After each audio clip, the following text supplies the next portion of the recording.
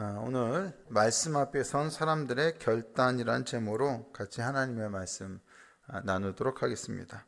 느헤미야 8장은 이스라엘 자손들이 수문 앞 광장에서 모여서 사경회를 통해서 말씀을 새롭게 듣고 깨닫는 그런 내용이 나오고 있습니다. 이어서 느헤미야 9장은 그 말씀을 듣고 깨달은 사람들이 자신들의 죄를 자복하고 회개하며 이제 새로운 결단으로 나아가는 내용을 보여줍니다. 그들은 하나님께서 그들에게, 그들 조상들에게 또 그들에게 주신 선물로 주신 땅에서 자기들이 주인으로 살아가는 것이 아니라 종으로 살아가고 있음을 자각하게 됩니다. 느헤미야 9장 36절을 보니까 뭐라고 표현되어 있습니까? 우리가 오늘날 뭐가 되었다고요? 종이 되었다. 이 종이 되었다는 것은 무엇을 의미합니까? 지금 그들이 포로로 막 끌려갔다가 왔잖아요. 포로로 끌려갔다가 왔어요.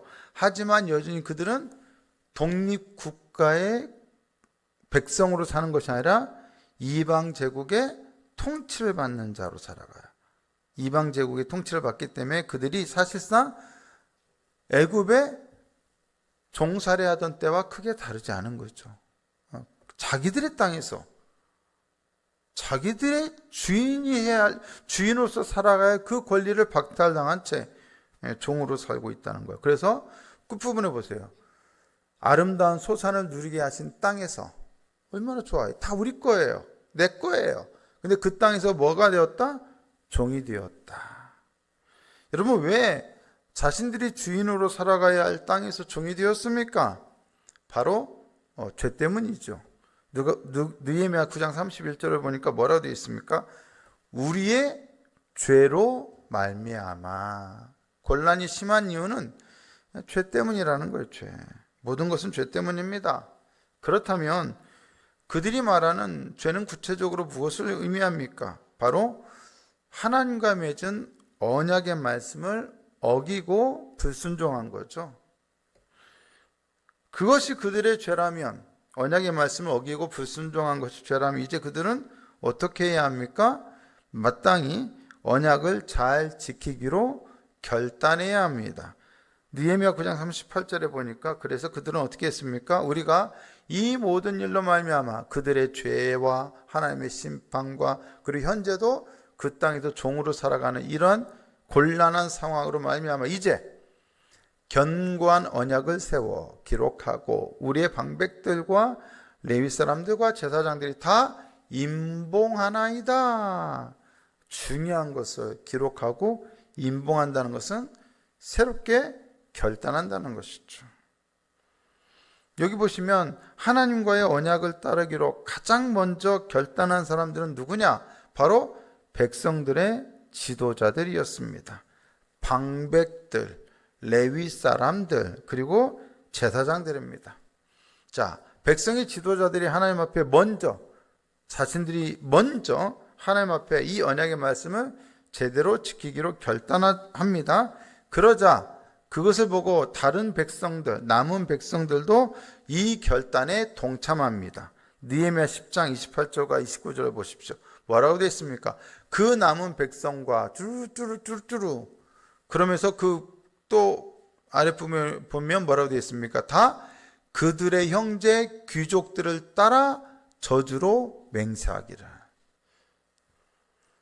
남은 백성들도 귀족들을 따라, 즉 지도자들을 따라 자기들도 맹세를 하는 거예요. 여기서 저주로 맹세한다는 얘기는 이렇게 우리가 따르기로 결단했는데, 맹세했는데 만약에 잘 안 따르면 이런 저주를 받겠다라는 그런 의미죠.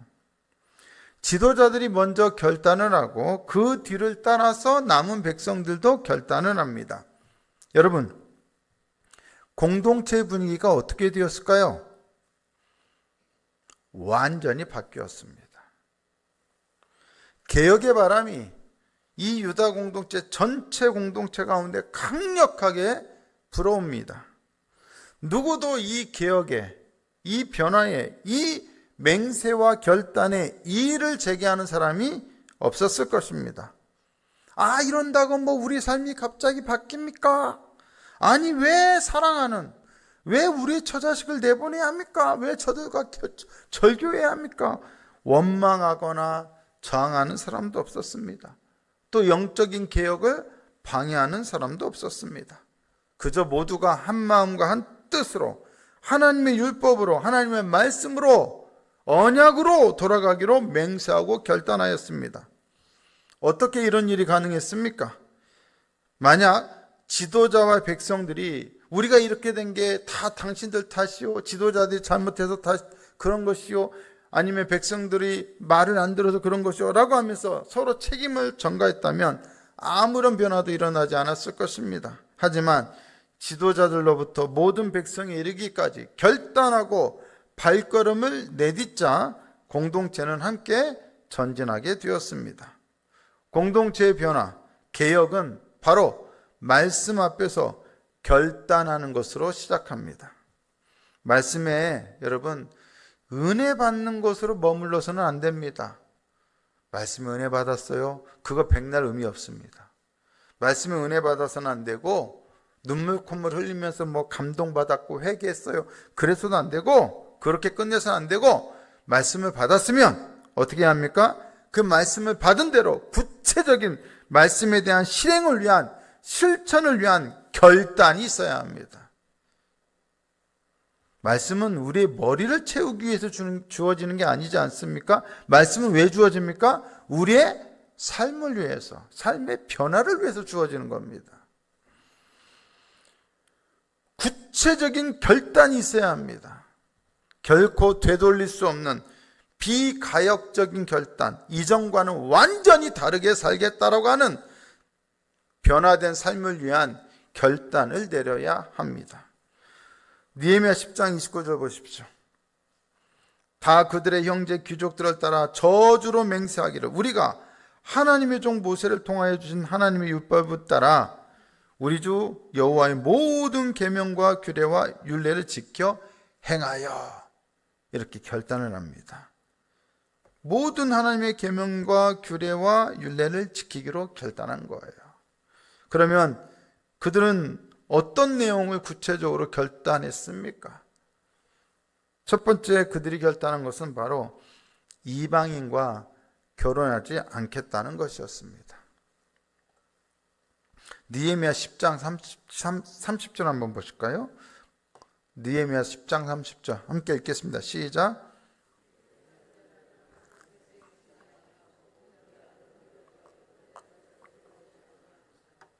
네, 우리의 딸들을 주지도 않고 그들의 딸들을 데려오지도 않겠다. 통혼 문제죠. 여러분, 이방인들과의 통혼 문제는 사실 율법이 금지하고 있는 것입니다. 신명기 7장 3절에 보시면, 또 그들과 혼인하지도 말지니 내 딸을 그들의 아들에게 주지 말 것이요 그들의 딸도 내 며느리로 삼지 말라고 되어 있습니다. 하나님이 왜 통혼을 금지하셨을까요? 신명기 7장 4절에 이어보면, 그가 이방인 여자들이죠, 딸들이죠, 너의 아들을 유혹하여 그가 여호와를 떠나고 다른 신들을 섬기게 하므로 여호와께서 너희에게 진노하사 갑자기 너희를 멸하실 것임이니라. 여러분, 우리는 역사적으로 구약 성경에서 이러한 구체적인 사례를 보아 알고 있죠. 딸들이, 시집온 이방 여자들이 아들을 유혹해가지고 우상을 섬기게 한 사례가 있죠. 대표적으로 누가 있습니까? 네, 솔로몬이 있고요. 그리고 또 누가 있습니까? 아합이 있잖아요. 우리는 그런 사례를 분명히 보았잖아요. 이방인과 결혼하게 되면 우상 숭배의 유혹을 받게 되고, 그로 인해 하나님을 떠나 반율법적인 풍습을 따르게 될 수 있기 때문입니다. 하나님께서 주신 땅에서 그들이 종이 되었던 이유는 바로 그것 때문이었습니다. 같은 잘못을 또다시 범할 수는 없습니다. 철저한 변화, 개혁이 필요합니다. 가장 먼저 율법에서 금지하고 있는 잘못된 관습을 폐지해야 합니다.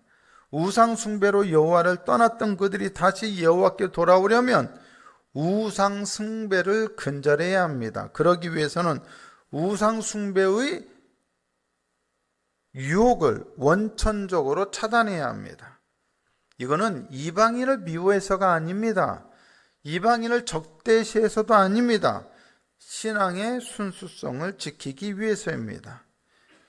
세상의 가치관을 따르다 보면 우리도 모르게 하나님의 뜻에 반하는 행동을 하게 되고 생각을 하게 되고 삶을 살게 될 수 있습니다. 한 정신과 전문의가 쓴 책을 보니까 비만 클리닉을 운영하고 또 비만 클리닉에 많은 사람들이 와서 상담을 해보니까 그런 생각이 들더라는 거예요. 음식의 선택도 영적 훈련이다.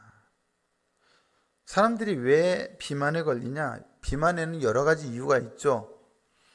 그 중에는 이 전문가가 봤을 때는 심리적인 이유도 있더라는 거예요. 그들에게는 일반적인 배고픔과는 다른 심리적인 허기가 있대요. 심리적으로 채워지지 않으니까 뭐예요? 그거를 배고픔을 느끼고 그냥 먹는 거예요. 막 먹는 거예요. 하지만 그 허기는 어떤 음식으로도 채울 수 없는 허기라는 거예요. 결국 사람이 왜 비만에 걸리냐? 결국 자기가 음식을 먹기로 선택했기 때문에, 또 그 중에서도 몸이 좋지 않은 음식을 선택했다면 그거는 자기가 스스로 선택한 거고 그 결과는 비만으로 올 수밖에 없죠. 결국 아주 사소한 것 같지만 음식의 선택도 영적 훈련이라고 생각이 되더라는 거예요. 그 사람들의 영적인 상태를 보니까 결국 심리적인 문제들아 이거예요. 영적인 문제들아 이거예요. 여러분, 우리도 마찬가지예요. 우리도 하나님으로만 채울 수 있는 영적인 허기를 우리는 때로는 세상적인 어떤 것으로 채우려고 할 때가 참 많습니다. 근데 여러분, 우리가 선택하는 것이 곧 우리 자신이 됩니다. 우리가 무엇을 선택하느냐가 우리의 삶을 결정하고 생각을 결정합니다.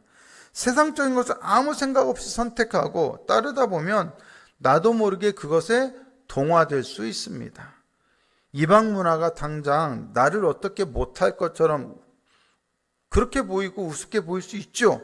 하지만 서서히 그것에 잠식당하고 사로잡혀 살아가는 우리의 모습을 결국 발견하게 될 것입니다. 우리가 마땅히 거부해야 할 것을 거부하지 못하고 그것에 동화되어 살아가다 보면 어느새 이스라엘 자손들처럼 이 땅에서 주인이 아니라 종이 되어 살아가고 있는 자신의 모습을 보게 될 거예요. 그걸 오늘날로 어떻게 표현하냐? 중독이라고 표현하죠. 중독은 종이 됐다는 증거예요. 알코올 중독, 술의 노예가 된 거예요. 도박 중독, 도박의 노예가 되는 거예요. 오늘날 우리 인터넷, 미디어 중독, 그것에 종이 된 거예요. 근데 우리가 말씀 중독은 없잖아요. 기도 중독은 없잖아요. 그는 중독이라고 하지 않죠. 말씀 충만, 기도 충만, 성령 충만이죠. 그는 충만할수록 좋은 거죠. 할렐루야! 이렇게 충만할수록 좋은 것들로 여러분들이 채워지기를 축복합니다. 중독은 종입니다. 중독이 아니라 여러분, 우리는 충만해져야 합니다. 선택은 영적 훈련입니다. 우리가 하나님의 말씀과 하나님이 주신 뜻에 따르기로 선택하면 그것은 우리가 변화된 삶을 살 수 있는 것이고, 세상이 우리에게 주입시키고 세상이 강요하는 것들을 선택하면 우리는 영적인 허기에 빠져들거나 아니면 영적인 비만에 빠져들어서 결국 영적인 종이 될 수 있습니다. 그러므로 우리는 어떻게 해야 합니까? 오늘 말씀 앞에서 결단해야 합니다. 두 번째, 그들이 결단한 것은 바로 안식일과 안식년을 지키기로 한 것이었습니다.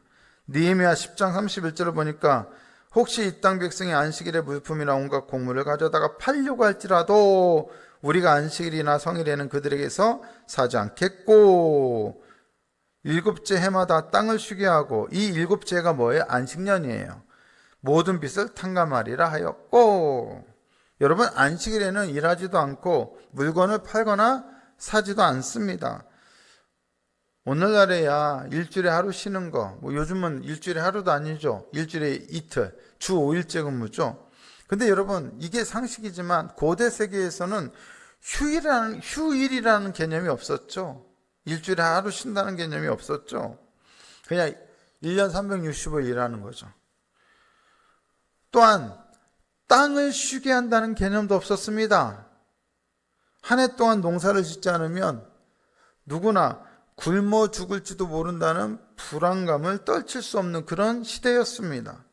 그런 환경이었습니다. 그런데도 안식일을 지키고 안식년을 지킨다는 것은 우리의 모든 필요를 우리가 알아서 챙겨서 먹는 것이 아니라 우리의 모든 필요를 하나님께서 채우신다는 굳건한 믿음이 없이는 불가능한 일입니다. 여러분, 하루 농사 안 지어보세요. 한 해 농사 안 지어보세요. 제대로 먹고 살 수 없잖아요, 사실 인간적으로. 그럼 오늘날 우리가 1년 동안 직장 생활을 쉬는 거랑 똑같은 거 아닙니까? 때문에 하나님께서 채우신다는 그런 믿음이 아니라면 안식일 지키는 거나 안식년을 지키는 것은 거의 불가능합니다. 이 안식일과 안식년을 지키는 것은 고대 세계에서 이스라엘 자손을 이방 사람들과 신앙적으로 가장 분명하게 구별해 주는 것이었습니다. 단지 생산을 멈추고 일을 하지 않는다는 것보다 그렇게 하는 이유가 중요합니다. 즉 하나님에 대한 온전한 신뢰와 믿음이 있기 때문에 가능한 것이죠. 그런 믿음이 안식일과 안식년을 지키는 행위, 즉 일을 하지 않는 구체적인 행위로 드러나는 것입니다. 율법을 지키는 행위 자체가 중요한 것이 아닙니다. 왜 그것을 지키는지 그 신앙의 원리와 가치관이 훨씬 더 중요합니다. 그런데 안식년의 개념은 여기서 한 걸음 더 나아갑니다. 그 안식년에는 뭘 했느냐? 바로 빚진 사람들의 모든 빚을 탕감해 주었습니다. 동서고금을 막론하고 실로 놀라운 일입니다. 이것은 자본주의 시대를 살아가는 우리 현대인들에게는 말도 안 되는 이 시장 자본주의의 근간을 파괴하는 일로 여겨질 수도 있는 일입니다. 그런데도 그런 일을 행할 수 있었던 이유는 바로 하나님에 대한 믿음 때문이었습니다. 그러한 믿음의 공동체가 이 세상에 보여주는 모습은 얼마나 놀랍고 다르겠습니까? 그것이 바로 세상에 보여주어야 할 하나님을 섬기는 신앙 공동체의 모습일 것입니다. 이렇게 빚을 탕감해주면 어떻게 되죠? 가난한 사람조차 사람답게 살 수 있습니다. 여러분, 빚을 한번 져보세요. 사람이 살아가는 게 사람답게 살 수가 없잖아요. 빚 갚는데 허덕이잖아요. 내가 아는 사람 중에 월 1,000만 원을 벌어도 빚이 많아가지고 제대로 된 삶을 살지 못하는 사람도 있어요. 빚이 있으면 그렇게 되더라고요. 월 1,000을 벌어도 허덕이더라고요. 가난한 사람도 빚을 탕감받으면 사람답게 살 수 있어요. 그들도 하나님께서 주시는 복을 누리며 행복하게 살 수 있어요. 그 가난한 사람도 나와 똑같이 하나님께서 주시는 복을 누리며 살아가야 할 내 이웃이라고 하는 가치관이 백성들 안에 내재되게 되어 있어요.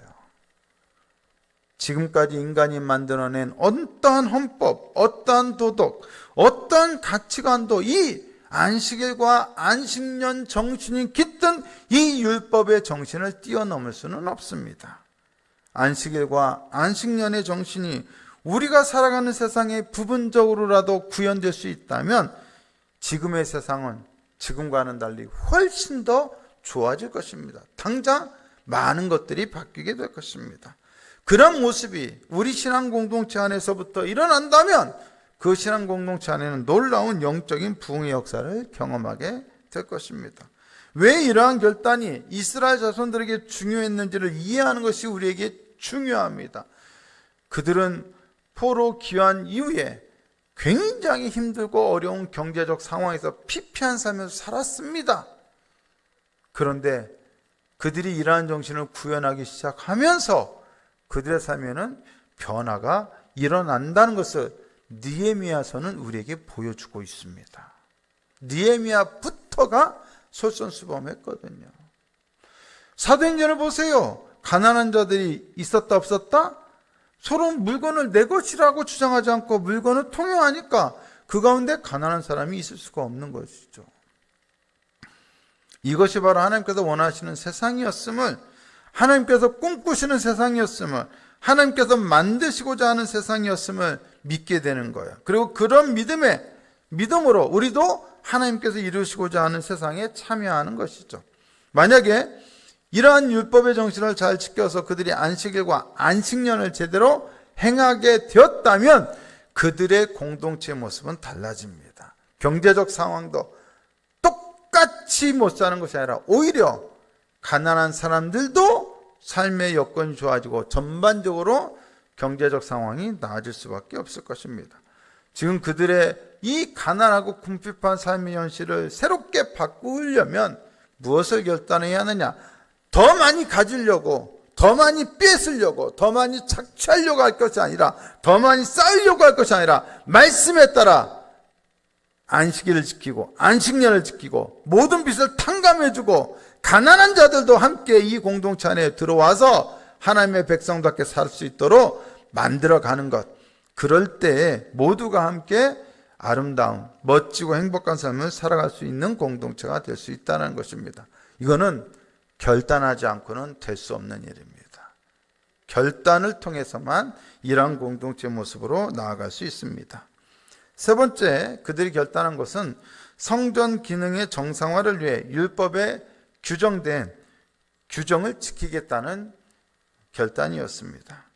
그들은 세겔의 3분의 1을 하나님의 전을 위하여 내기로 했습니다. 성전세죠. 제사에 필요한 성물들을 많잖아요. 양소, 염소, 제물이죠. 그 다음에 기름, 포도주, 그리고 나무, 장작이 필요하지 않습니까? 그리고 그 위에 필요한 많은 것들, 토지 소산의 만물과 천열매, 그리고 산물의 11조를 하나님의 전에 바치기로 맹세했습니다. 그렇게 한 이유는 뭐 때문입니까? 바로 제사장과 레위 사람들이 성전 봉사에 전념할 수 있도록 하기 위해서였습니다. 이러한 내용의 결단을 결국 그들은 이렇게 결론 짓습니다. 느헤미야 10장 39절을 보니까 이렇게 표현하죠. 그리하여 우리가 우리 하나님의 전을 버려두지 아니하리라. 그들의 결단의 이유는 하나님의 전을 버려두지 않기 위함이었습니다.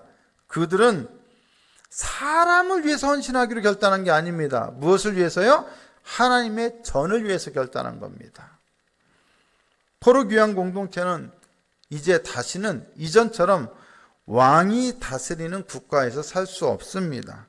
그들은 이제 왕은 없고 오직 성전과 그리고 제사장들이 지도하는 나라에서만 살 수 있습니다. 그렇다면 하나님의 백성으로서의 그들의 정체성을 지키고 그들을 한 백성으로 묶어주는 것은 오직 하나님의 성전과 그리고 제사장 제도입니다.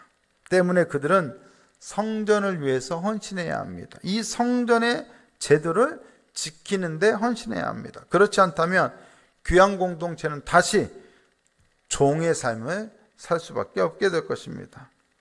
공동체를 소중히 여기는 마음, 그리고 그 공동체에서 섬기는 사람들을, 동역자들을 소중히 여기는 마음이 우리에게 필요합니다. 특별히 또 공동체를 위해서 수고하는 모든 동역자들, 모든 직분자들을 소중히 여겨야겠지만 또한 공동체를 특별히 하나님께서 섬기라고 세운 교역자들을 소중히 여기는 마음이 성도들에게는 있어야 합니다. 사람을 소중히 여기지 않은 것이 아니라 공동체를 소중히 여기자는 것이고 또 그 공동체를 세우기 원하시는 하나님의 뜻을 소중하게 받들자는 것입니다. 그 뜻에 우리가 순종하자는 것입니다. 성전과 성전을 통한 예배의 지속성만이 이 귀한 공동체의 영적인 정체성을 온전히 보장해 줄 수 있습니다. 이방인들과 섞여 살며 종교적으로 문화적으로 동화되어 살던 그들의 이전의 삶과 달라질 수 있는 핵심은 바로 성전이었습니다. 성전 중심으로 영적인 삶을 회복하는 것이었습니다.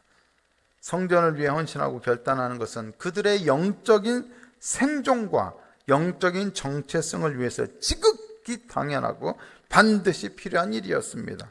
오늘 우리는 우리의 삶과 영적인 삶과 우리의 공동체를 위해서 무엇을 결단해야 할까요?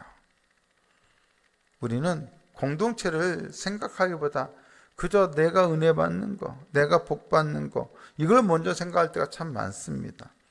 하지만 공동체가 온전히 서지 않는다면 이 공동체를 통해서 주어질 하나님의 복이 우리에게 넘칠 수 없습니다.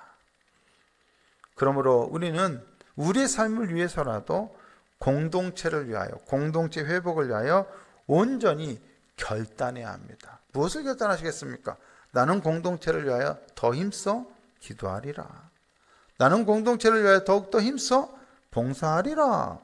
나는 공동체를 위하여 더욱더 물질적으로 헌신하리라. 나는 공동체를 위하여 어려운 사람, 배제된 사람, 힘든 사람, 가난한 사람들을 돌아보리라. 나는 공동체를 위하여 상처 입은 이들을 신방하리라. 우리는 각가지의 하나님께서 주시는 감동을 가지고 이 말씀을 통하여 공동체를 위하여 결단할 수 있습니다. 영적인 공동체를 세우기 위하여 결단할 수 있습니다. 누군가 결단하지 않는다면 그 공동체가 새로워지는 모습은 기대할 수 없습니다. 공동체의 영적인 개혁과 변화와 부흥은 결코 쉽게 오지 않을 것입니다. 여러분은 무엇을 결단하시겠습니까? 오늘 말씀이 여러분들에게 결단을 촉구하는 말씀이 될 수 있기를 바랍니다. 말씀 앞에서 결단하는 사람들을 통해서 에스라 느헤미야 시대는 이후에 이 귀한 공동체의 미래를 새롭게 열 수 있게 되었습니다. 말씀은 우리로 하여금 결단을 촉구합니다. 제가 예전에도 말씀 한번 드렸는데 설교 시간에 우연히 영상을 보다가 조영기 목사님의 설교를 듣고 은혜를 받았어요. 그 간증 있는 설교였거든요. 그 개척하고 초창기 천막교회 하던 시절에 그 간증이었어요.